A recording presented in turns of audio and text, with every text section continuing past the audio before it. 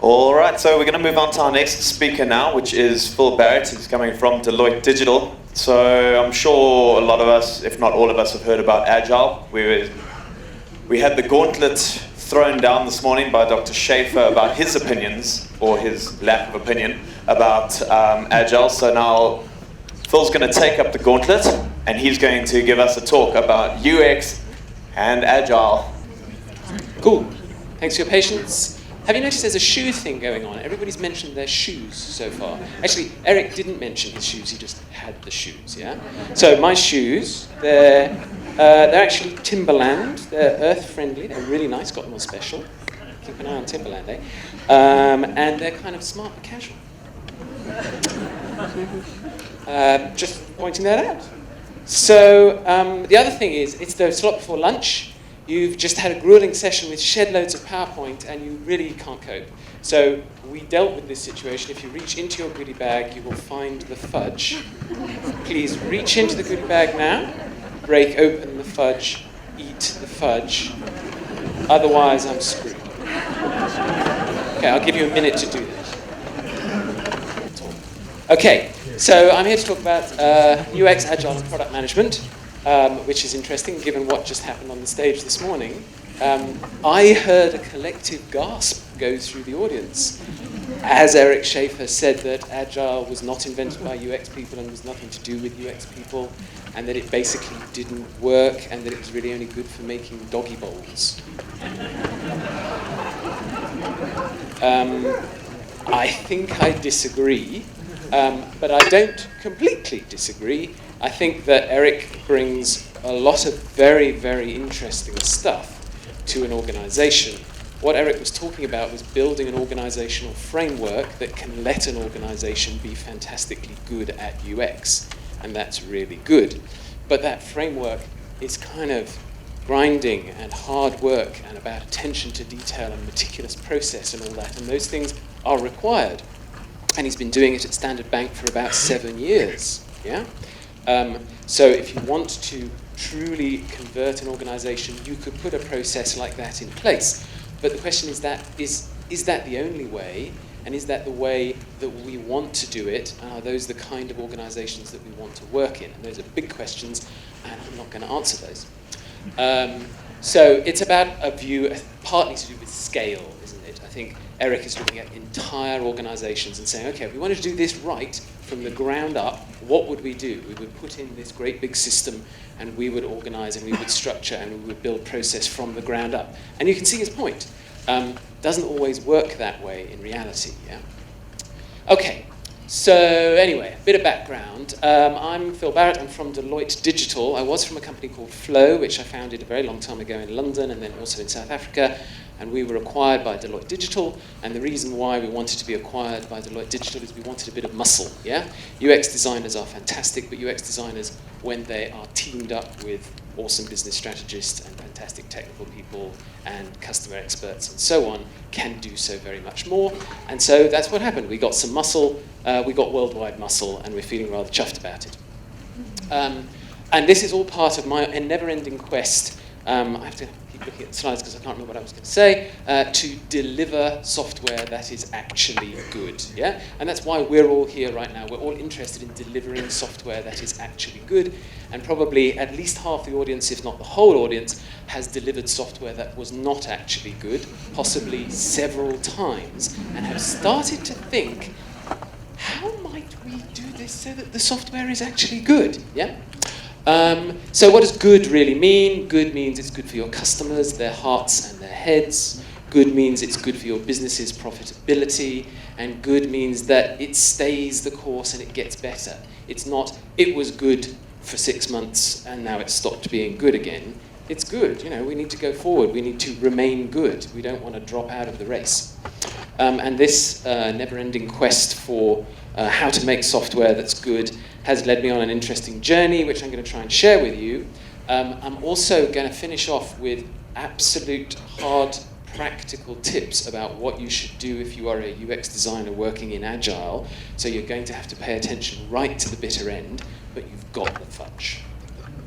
Okay, so the beginning of the journey. Yes, in the beginning, software was not good. Eric said in the 70s software was not good. In the 80s software was not good. In the 90s software was still arguably not that good. Yeah, and there were studies like this that were flying around, yeah, which you've probably seen a million times. 80% of changes made to a project after launch are because of unmet or unforeseen user requirements, yada, yada, yada. Software projects keep running over, and the reason they keep running over and being no good is because we didn't know what the customers wanted, and the customers didn't know what they wanted. This is a crisis, yeah?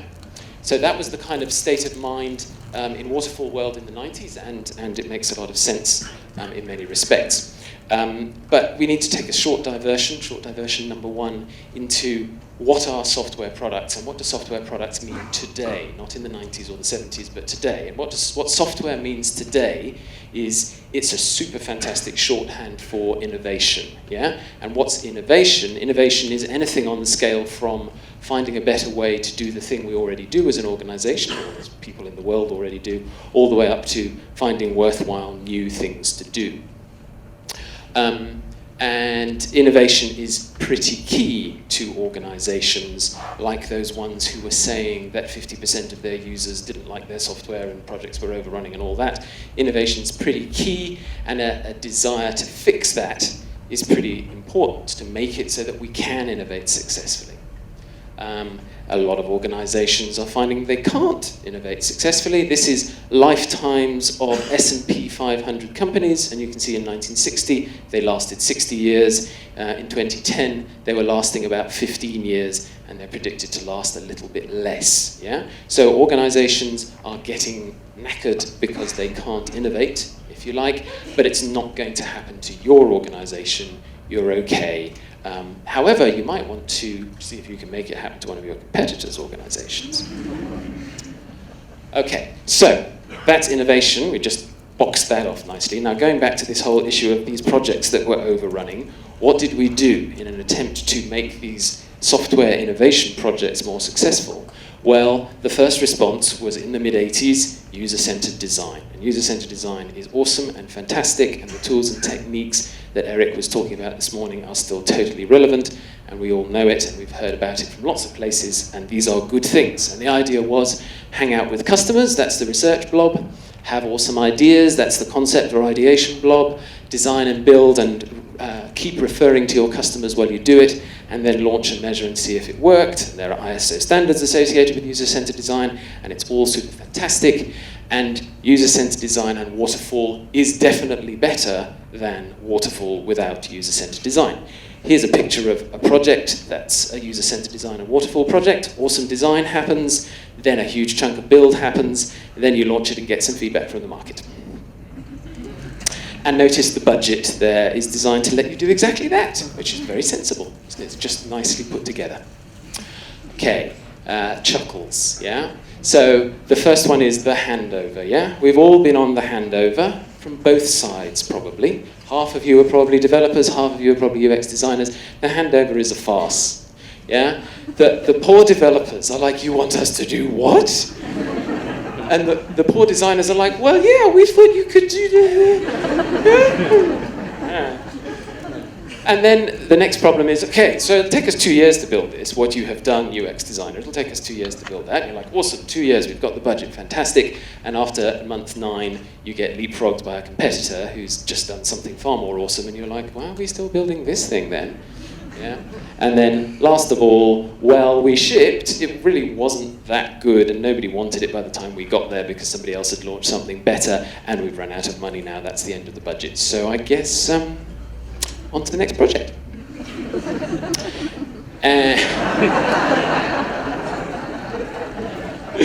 Sweet Brown. If you've never actually seen Sweet Brown, she is so sweet. She's really awesome, yeah? Ain't nobody got time for that. Ain't nobody got time for that for 2 reasons. One of all, it's a waste of our time, yeah? It's like, oh God, another one of my projects failed. I spoke to a lady the other day at a job interview who's basically listing all the projects she's worked on that have failed. And she's like, I don't want you to get the idea that I'm some kind of jinx or something, but I don't think I've ever worked on one that actually succeeded, yeah? So, she was really nice though. Ain't got time for that. But also, ain't got time to hang around that long, yeah? If you've been working on a project which is like, yeah, we'll be shipping in 2 years, we'll be shipping in 3 years, ain't got time to hang around that long anymore, yeah?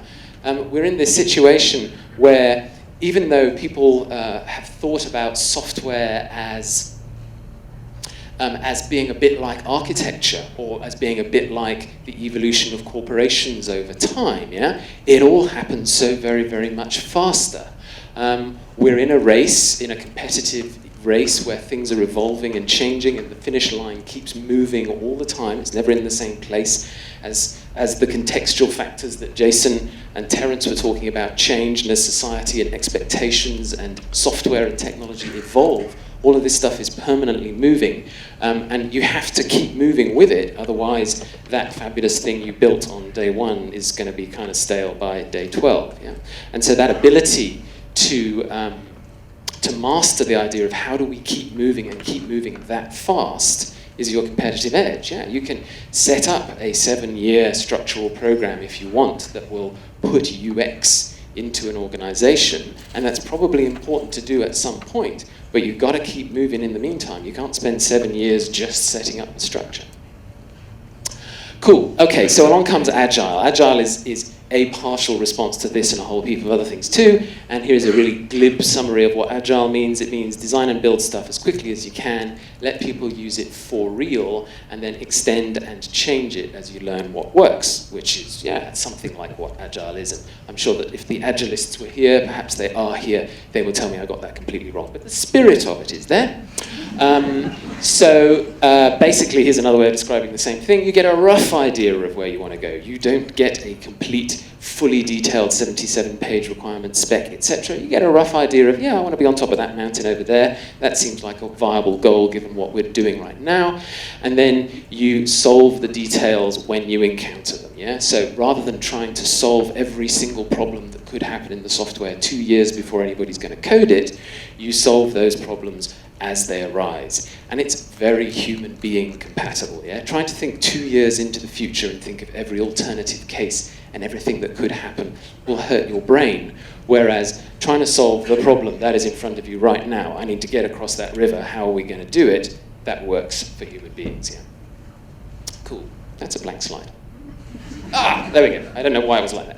Okay, Agile is better. It is better, and actually, hands up, go on, do me a hands up. Who's worked on an Agile project?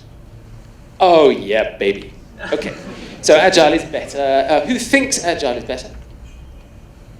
Not all the hands went up. Okay, but a lot. It was still a good show, so, okay, interesting. Okay, so Agile is better in my experience, except there are lots of ways that you can do it wrong, yeah? So here's one way of doing it wrong, which is that you set off designing and building like the clappers, you wait till the end, you get your feedback, and you realize, wow, we built a whole load of stuff we didn't need to build, yeah? And that can be a problem, especially if the organization was expecting you to ship the right thing and that was the end of your budget. Another one is that one. Which is kind of the default position for Agile, yeah? Which is like, yeah, well, you know, it's day 5 of the project, so we're starting the code now. That's it. Sprint 1, day 5, here we go. We spent the first 4 days setting up the database and the hardware, and now we're writing some code. And it's not as completely bonkers as it sounds, but it doesn't really work that well. So if Eric was here, he'd be like, exactly, that doesn't work. And he's right, it kind of doesn't work. And if you say to a developer, cool, so what are you going to build? They say, well, I'll build the thing that's at the top of the backlog. And you say, cool, how did the things get onto the backlog? And they say, well, you know, the backlog, where the things are. Yeah? And you kind of, it begs this question, yeah, which is, where do backlogs come from? So when a business loves an idea very much, yeah, a backlog is born.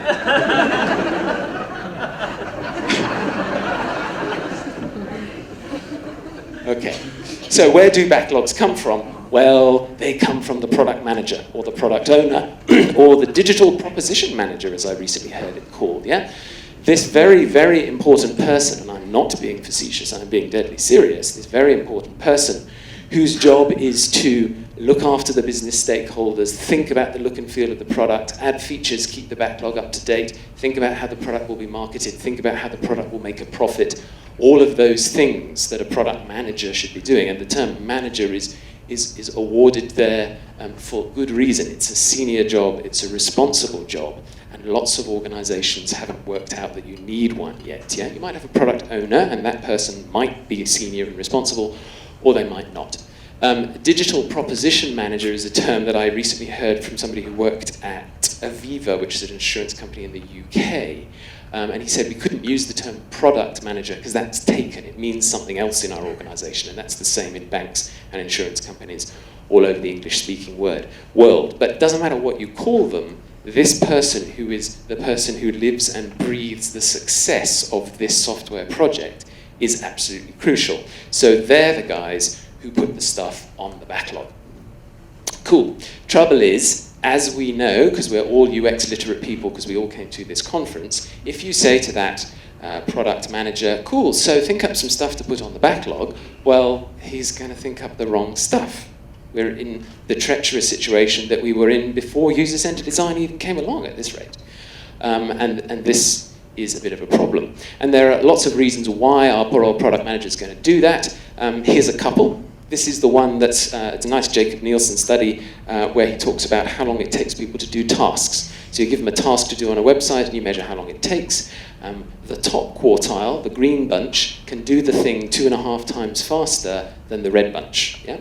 So your product manager works in digital, your product manager probably likes computers and software and mobile phones, your product manager practices a lot, your product manager knows how to use software and understands that. But a large number of your product manager's customers might not. They might be 2.5 times slower at doing the same thing than the product manager is, which means the product manager's got a pretty skewed view. And I really like Jason's idea of make a persona of yourself. Compare that persona to your customer persona. What a lovely tactic. I'm going to do that. Okay, that's one. Another one is the very famous IKEA effect. Yeah? So if you're a Dan Ariely fan, Predictably Irrational, you'll probably have read about his experiment at Duke University where he got people to make origami frogs. It's really hard to make an origami frog. You'll probably do it badly. Your frog will have a gammy leg and be a bit ropey and crooked and rather a poor quality frog. How much is that frog worth to you? How much does it compare in value to an expert frog beautifully crafted by a Japanese monk or whatever it is? So they got people to build a frog and auction, name a price. How much would you pay to take your own frog home, a Japanese monk's frog, and some other frog made by somebody who's never done it before either? Yeah? And the results, as you might know, is an expert frog is worth 27 cents. Your own frog, with its gammy leg and its bad folding and its general crookedness, is worth 23 cents. And somebody else's frog, equally poorly made, is worth 5 cents.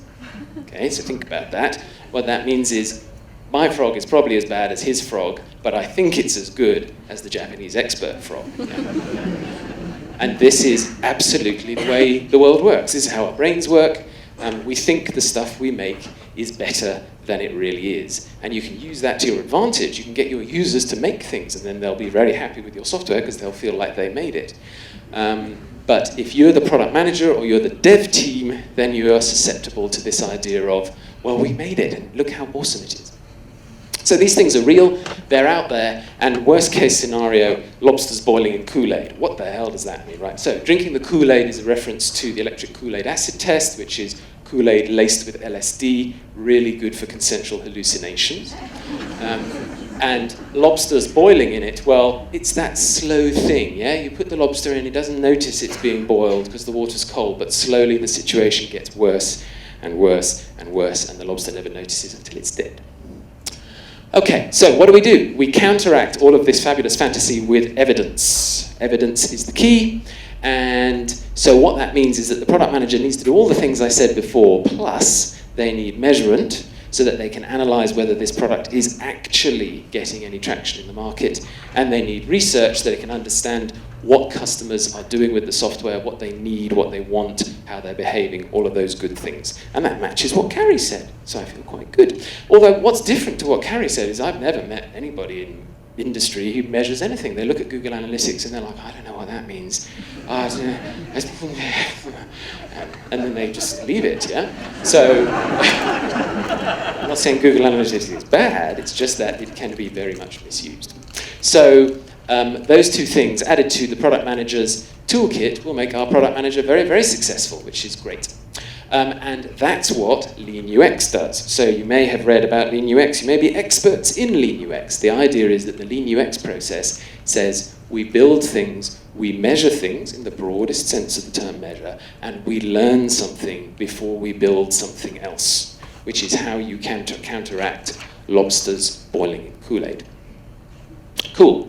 So learning is a very interesting topic, and there's been some discussion around this today. It's kind of come up, and Eric sort of referred to it as well. Yeah, what can you do in a usability lab? You can't tell how people will use a piece of software over the long term. And you can't tell whether people will adopt an innovation that they've never seen before or tried before. You can tell whether they understand it and whether they can use it and whether it appears to match the needs that they can describe. And you can make a good prediction, but you can't really be sure that people will use this. And the question, would you use this? If you find yourself asking that in a usability test, you're doing it wrong, right? Would you use this? I would use this, yes. I would use this if I was a woman. I would use this if I had 8 extra hours in the day. I would use this if I remembered. I would use this if my friends were using this, yeah? I would use this is a very, very difficult question to ask in usability testing. So that's certainly a weakness of UCD, I guess. So this is the diagram, what I am flashing around these days, yeah, which says, okay, we research with customers, definitely, and we ideate with concept and design, fantastic, and all the little bubbles have got swirls around them saying we iterate, and we build, and we work with the dev team as we build, and we measure, and then we do it again forever. Yeah, as I like to say, a digital product, a successful digital product, is a soap opera, not a movie. Yeah, you don't just launch it once and walk away. You put out episode 1, and then you see, okay, what did the public think of that? And then you iterate and see if you can get even more popular with episode 2.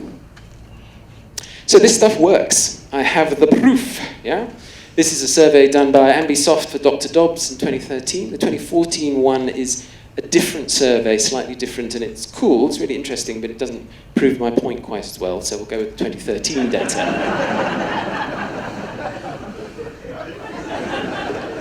People, not like that. It's just not totally relevant to the argument, that's what I meant. Or maybe I didn't. Okay, so traditionals at the bottom, yeah? Blue, 50%. So 50% of the waterfall projects surveyed in this were successful. Lean, up at the top, just short of 75%, yeah? So a considerable improvement in software success. And if you look at the size of the red blobbies as well, you're looking at, it's probably less than 10% in a project failure in the Lean department. So that's cool stuff. It does really seem to work. Cool, but there's still quite a lot of confusion about how to make it work. So I've come up with this little model, which I call Stages for Good Product Management, or Product Management Process, and I've split the process of being lean and doing good agile work into 3 bits. The first bit is product discovery, which is where you're trying to understand what are we really supposed to be making? Which one of those mountains should I try and climb? And then ship number 1, which is, okay, let's try and work out the smallest thing we can make, not the biggest thing we can make, which is what you do in waterfall, the smallest thing. Yeah, I was on a waterfall project a while back, and one of the stakeholders said, oh, I know how these things work. You've got to get all your features into the first release because there'll never be a phase 2. Yeah. She was right. They never even finished phase 1. So ship number 1, what's the smallest thing we can make? Let's get the machine rolling to make it. And then extend and optimize, and that goes off the screen forever. The slide isn't infinitely big, but I assure you it goes forever. Extend and optimize, the idea, okay, we've got the thing in the market, we've launched our product. You notice people use the word launch, yeah? If the people who launched the space shuttle said, cool, that's launched. Okay guys, bye. Yeah? Astronauts would be perhaps slightly miffed, you know? Feel a bit neglected, possibly. So launch is the beginning, not the end of your software project. So from there, it's extend and optimize. And when you're in those different phases of your software project, you should be doing all of these things. You should be learning about what customers need.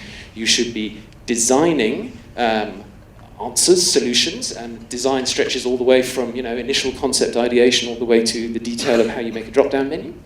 You should be planning Because in Agile, there is no plan, there's only planning, yeah? So I should say planning, shouldn't I? The idea that we don't have a big Gantt chart, but we keep deciding what's the next thing we should do, what's the best thing to do next, yeah? And last of all, but by no means least, build, yeah? We should be making sure that software gets built and gets built well. Cool. So when you stick those together and you lay them on top of my 3 phases, you get something like that, yeah? Which is, you're doing all of the things all of the time. In the product discovery phase, things are a bit wacky and they sometimes take a slightly different shape. But soon enough, you get into a nice clock cycle where research, design, planning, and building are all happening on a regular rhythmic basis, which is really, really awesome. Cool. So, in this product management world then, you have this product manager, they're really important. They have to do more than a single human can do, so they need your help. They need help from a UX person, and they need help from a tech person at least. So that makes the 3 amigos. Last time I did this, I had Batman and Robin, but I think we should include a serious tech guy here too. Yeah, the product manager could make some daft decisions if they didn't have tech to help. Cool. So what are the things you can do as a UX designer to help in this framework? And I've got a list there. We've got using user-centered design tools to discover product market fit. Awesome. Defining assumptions and hypotheses. That's an interesting topic. We'll cover that one.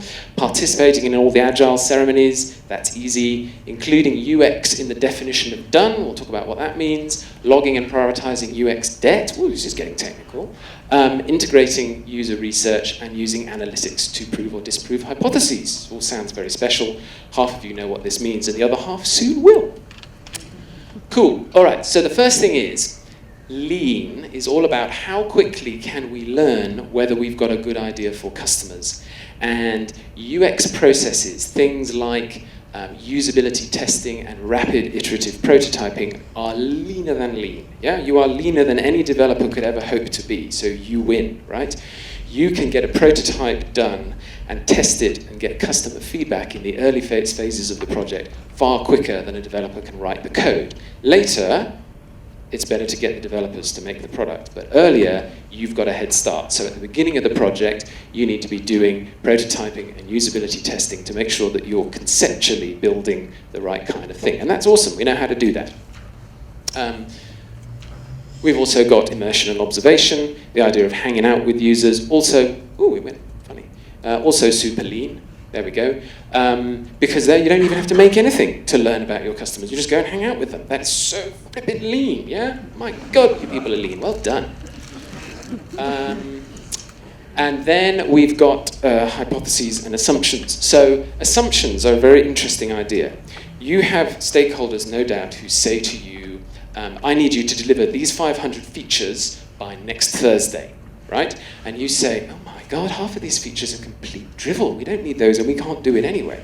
So instead of going in a feature-driven way and saying it's all about how many features we can ship, which is trouble, as you know, from a UX perspective, we call everything an assumption, yeah, or a hypothesis. We say, we believe as a team that these things are true. We assume these things are true, but we don't know. If we said these were true and we didn't know, we would be lobsters boiling in Kool-Aid, yeah?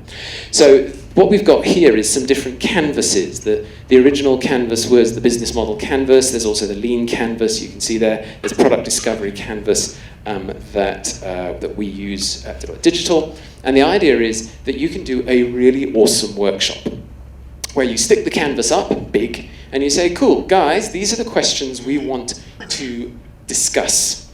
These are the assumptions that we're making about this product. Assumptions like our users have got time, our users need these things, whatever those assumptions are.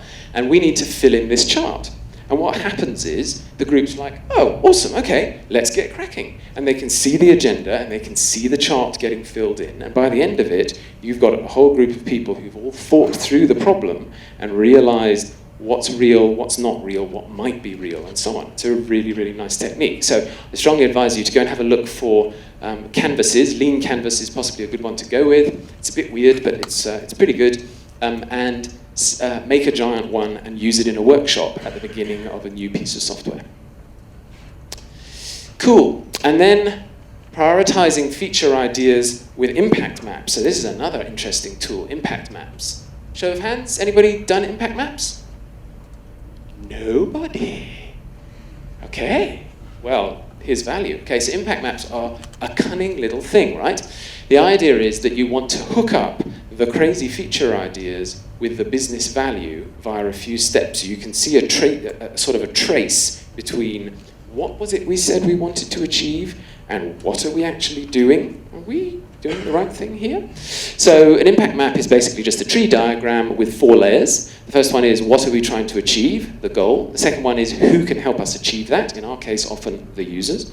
The third one is what kinds of things do we want the users to do? And the fourth one is what features could we give to the users to encourage them to do those things? Yeah, it's quite a business-centric tool, but that doesn't necessarily mean it's not useful for your purposes.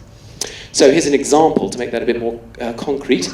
Imagine that you ran a site that was trying to get people to invest online, yeah? 100 million rand of customer money invested. That's your goal. That's what you want to see, 100 million rand of customer money invested. Even getting the team to say that is already a victory, yeah? It's like, okay, awesome. Now we know what we're trying to do. We're trying to get to 100 million rand of customer money invested. That focuses the mind. Who can help? Well, lots of people can help. The marketing department can help, the development team can help, the back office can help, and so on. But of course, the users are pretty important in this too, because without them, there's not going to be any money being invested at all. And there are different types of users. I've picked one, the first-time investors. Cool. What kinds of behavior do we want the first-time investors to exhibit? Well, we want them to choose to invest with us, we want them to complete the purchase process, we want them to invest more, and we want them to disinvest less. That's going to get us, all of those things are going to get us towards that goal. Cool, okay. So for each one of those, how might we get customers to choose to invest with us or complete purchase or whatever it is? So I've just done a few there. So get customers to invest with us. Maybe we could use social proof to drive customers to take action. Or maybe we could make a better calculator. Or maybe we could add a video explaining why investing with us is good. Yeah? These are all possible tactics. And then you're in a situation to say, okay, so these are all the different ways we can think of that can get us to the goal. Which one of these is really the best way? Which one should we prioritize? Which one will have the most impact, hence the name? And you can have much more rational conversations than just having the hippo, the highest paid person in the room, saying, I want one of these. Useful tool. So then we say, okay, so we think that making a social proof element to our investment site is a good idea. But as lean UXers, we don't know. We hypothesize that it might be true. So we write down, we believe that building a social proof panel for new inexperienced investors will achieve an increase in customer acquisition. We'll know this is true when we see what? A 20% increase in people starting and finishing sign up, and all users show a neutral or positive response in user testing. That might be a way to frame a hypothesis, yeah? So, product manager, don't drink the Kool-Aid. This is what we're trying to do. We believe this is true. If our social proof panel gets that, then we know social proof is important. If it doesn't, then we need to think about, are we doing it wrong, or was it a stupid idea? Cool. So there's some very interesting stats from Amazon a few years back talking about how when they did this kind of thing and measured experiments using A/B testing, so they would roll out the hypothesis as an A/B test, 60% of the hypotheses were proved wrong. Yeah, it's like, nah, it didn't actually make any difference. Some of them made it worse. Yeah? And when you realize that, you're like, hang on a minute, so more than half of the ideas that people thought would make customers do more of whatever it was on Amazon made them do less or had no effect at all. You start to think, wow, there's something interesting going on here. Cool. All right, so that's a little bit about hypotheses. It's a very interesting topic. Full participation, this is an easy one. If you're going to do Agile as a UX designer, do Agile, yeah? So that means you need to be everywhere. You need to be in the backlog refinement, you need to be in the retrospective, you need to be in the sprint planning, you need to be in the sprint review, and you also need to be evaluating the stuff as well. So you're going to be busy and you might need some colleagues to help you, yeah? What you don't want to do is say, oh yeah, the developers, they're doing backlog refinement, I don't need to be there. Backlog refinement's your most important meeting. Or retrospective, yeah, the developers, they worry about stuff. No, how did UX and dev work together? Let's look at that, how that worked in the last sprint and improve that. So you need to be fully participating. Another one that's very important is UX criteria and the definition of done. So definition of done is an agreement that the developers have bought into about what does a finished piece of software development look like, a finished user story, and they might well adhere to the universal definition of done, which might be the code is well written, it's checked in, it's got automated tests, it's been reviewed, and it's appropriately documented on the wiki. Yeah? That might be a good definition of done. We can hook right onto that with UX, and we can say also the thing that's been made has to conform to the product design principles, the product style guide, or UX heuristics that we've agreed are relevant. And similarly, if you're looking at the definition of a single user story, you can obviously augment that with wireframes and diagrams and requirements and so on, so you can cross-check and say, did it happen? Did this thing get developed properly? That's a nice tool to keep everybody focused on UX. This is my favorite one. The diagram's pretty drab, but this is really good, yeah? UX debt, a beautiful concept from the Agile community, which is, we made this software wrong. The UX is poor. We've incurred some debt. We're gonna have to fix it. Two kinds of debt. One is we did it on purpose because we didn't have time to do it right. And the other one is we didn't do it on purpose. We just made a mistake and we didn't realize this was what we had to do. And they both happen. Obviously, you want to minimize the second one, but it's going to happen, and that's okay. And if you've got a lot of UX debt, it basically means that your interface is kind of in gridlock. Yeah? You can't add more stuff to it because it's becoming incomprehensible, and customers can't get value out of it because they can't understand what it does.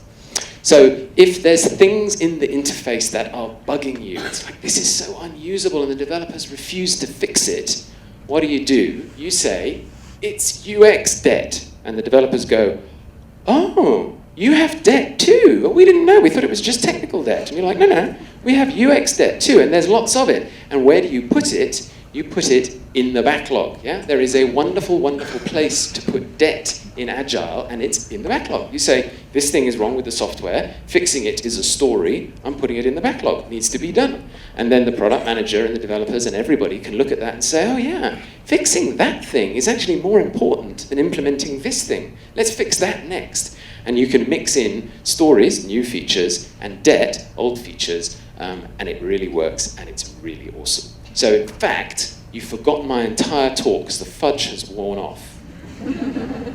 UX debt is your best friend. Cool, and then the last thing, not quite the last thing, almost, usability tests in every sprint, yeah? If you are doing Agile, you need to be working on the same clock cycle as the developers, which means you need to do everything in sprint clock cycle, 2 weeks. 2 weeks it is. So 2 week sprints means you need to be running usability tests every 2 weeks because that's the clock cycle for your project. And that's perfectly doable. You just need to get a nice regular flow of users coming into the space to usability test your product or your thinking. And what the heck do you do with them? I booked them, I'm not ready. Yeah? The answer is you can test 3 things. Past, you can do contextual interviewing about, well, what did you do last time you were trying to solve this problem? Present, we got this bit of software that's just about working, give it a go. And future, we were thinking of doing this, sketch. Have a go and see if that makes sense to you, yeah? So you've got lots of things you can do as a UX designer, and if you know the users are coming, you'll be amazed what happens. And then user involvement is great, it's absolutely essential, it tells you the why, but remember we need hard evidence as well as the emotional and insight-based evidence that you get from usability testing. We need hard evidence to prove to the lobster that this ain't working, or this is working, yeah? And one nice little framework for that is called PRIORITISE metrics, yeah? Acquisition, activation, activity, recommendation, revenue spells R. Yeah. So PRIORITISE metrics it really kind of summarizes the things you probably want to measure most of the time, especially towards the beginning of your project, but actually arguably forever, yeah? How many customers are we converting? They arrive, how many of them are we getting to sign up? Activation, how many of them are going through onboarding successfully and becoming a real citizen?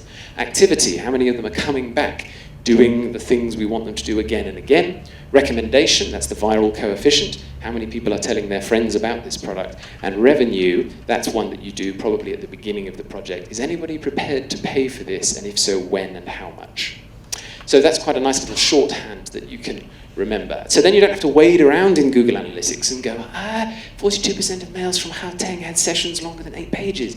What does that mean, yeah? You can say, did we acquire a customer? What percentage of customers who came to our site were required and what percent were not? How do we improve that from 50% to 60%? Those kinds of things. So very simple measurements, very effective. Cool. And if you do all this and you get it right, and it will take you time and it will be difficult to learn and there will be pain, but Agile has got all of that built in, that's what retrospectives are for, you end up in this rather lovely space where you're playing a great big fantastic game with really, really well-defined rules that gives you all the feedback you need as a human being to feel awesome about your job on a day-to-day basis. And like I say, momentum, team, hectic, awesome. Yeah, it's kind of like that. It's difficult. And sometimes you feel like the girls there with the brushes. It's like the whole train is moving and all I can do is just kind of sweep stuff out of the way, yeah? And sometimes you feel like you've got it completely sorted and you don't feel like that. But it's certainly hectic, yeah? You don't rest and lie around and stare at the ceiling on an Agile project. It's deeply engaging, but it's deeply fun, and that is hugely important. And then one last thing, yeah, which is large organizations may frown upon all of this, and they may say, no, no, no, silly. We move slowly. We do things properly and carefully. We've got people's money here. You don't mess around with people's money and innovate with pirates and ice skaters and I don't know what the heck, yeah? This is people's money. You've got to do this sensibly and slowly, and that's how we do things here. And we don't do anything fast. Everything gets done slowly.